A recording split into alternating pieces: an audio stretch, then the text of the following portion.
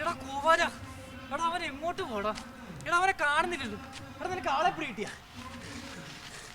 കേട്ടത്താവണ്ടേ? മുഖത്ര അർത്ഥമായില്ല. സംശയിക്കണ്ട, ലവന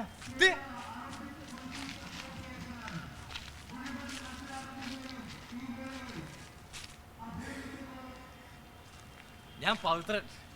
എന്റെ പേരുമായിട്ട് എന്റെ സ്വഭാവത്തിന് വലിയ ബന്ധമൊന്നുമില്ല. എന്റെ അച്ഛനിട്ട പേരാ പവിത്രൻ. പിന്നെ എന്റെ സമൂഹം എന്റെ പേരിന് മുമ്പ് ഒരു ബഹുമതിയും കൂടെ തന്നിട്ടുണ്ട്, കള്ളം പവിത്രൻ. പത്മനാഭന്റെ സിനിമയിലെ കഥാപാത്രമൊന്നും അല്ല കേട്ടോ. എന്നെ ആദ്യം കള്ളാന്ന് വിളിച്ചതേ എന്റെ അമ്മയാ. മോനെ ചക്കര കുട്ട, എടാ അവന്റെ കള്ള ചിരി നോക്കിയേ. കള്ളൻ കള്ള ഇട കള്ള തിരുമാലി. പിന്നെ എന്റെ അച്ഛൻ ഏറ്റെടുത്തു. വളർന്നു വലുതായപ്പോഴോ നാട്ടുകാരും ഏറ്റെടുത്തു. അതിനൊരു കാരണമുണ്ട് കേട്ടോ. ഞാൻ ജനിച്ചെന്റെ 7ാം നാളിലെ എന്റെ ജാതകം നോക്കാൻ വേണ്ടി ഒരു ജോത്സ്യന്റെ അടുത്ത് പോയി. ജോത്സ്യം കളവ് പറയാറില്ല. അയ്യോ, ചോരക ലക്ഷണമാണ് കാണുന്നത്, മനസ്സിലാവുന്നുണ്ടോ? ചോരകനെന്ന് വെച്ചാലേ കള്ളനെന്ന. ഇവൻ അമ്മയ്ക്ക് അന്തകനാകും തീർച്ച. അനുഭവിക്ക. അയ്യടാ, അനുഭവിക്കാന്നുണ്ട എന്താ പറയുക? അയ്യോ, എന്റെ മോനും ചെയ്യലേ. വിട്, എന്റെ മോനെ ചെയ്ത് വിട്. ഇവൻ ജീവിച്ചിരിക്കാൻ പാടില്ലടി. ഇവൻ അസുര വിത്താണ്. എനിക്കിങ്ങൊരു മകനില്ല.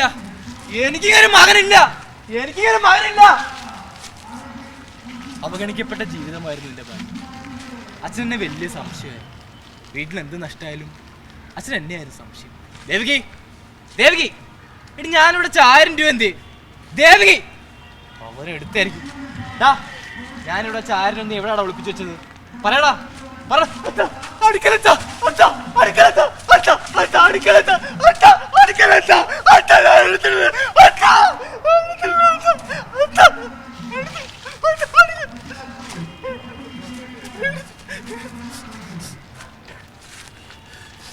അങ്ങനെ 15ാമത്തെ വയസ്സിൽ ആദ്യമായിട്ട് പോലീസ് സ്റ്റേഷനിൽ കയറി.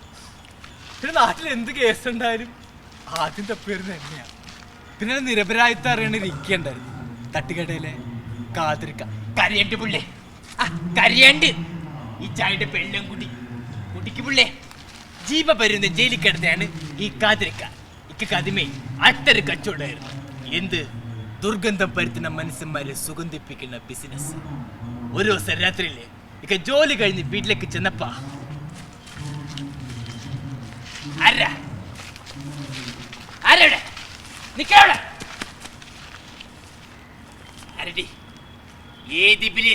മുറിയുന്നത് ഇറങ്ങിപ്പോയത്? പറയടി,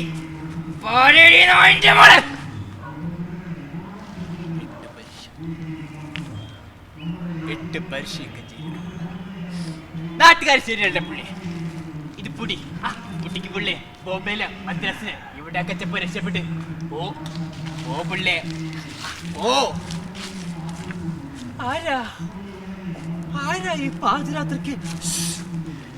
പതുക്കെ. ഞാൻ പോലീസിന് ഇഷ്ടത്തിലാണ്. 12 വർഷങ്ങൾക്ക് ശേഷം ഞാൻ എന്റെ മോനെ കാണുക. മോൻ വളർന്ന് വലുതായെന്ന് പത്രത്തിലൂടെ ഞാൻ അറിഞ്ഞു. തീവ്രവാദികളുടെ കൂട്ടത്തിൽ നീ ഉണ്ടെന്നറിഞ്ഞു. അതറിഞ്ഞ് നിന്റെ അച്ഛൻ തൂങ്ങി മരിച്ചത് മോൻ വല്ലതും കഴിച്ചായിരുന്നു? അമ്മയുടെ കൈ കൊണ്ട് ഒരുള്ള ചോറെങ്കിലും കഴിച്ചിട്ട് പോയാൽ മതി. കഴിക്ക്. പോകുമ്പോഴേ വിശക്കാതെ പോണം.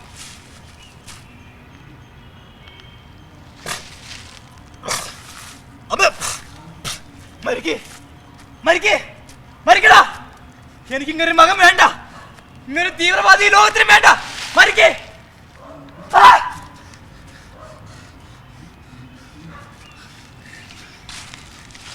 നക്കമുള്ള ജോത്സ്യം പറഞ്ഞ വാക്കുകൾ ഞാൻ ഓർക്കുന്നു.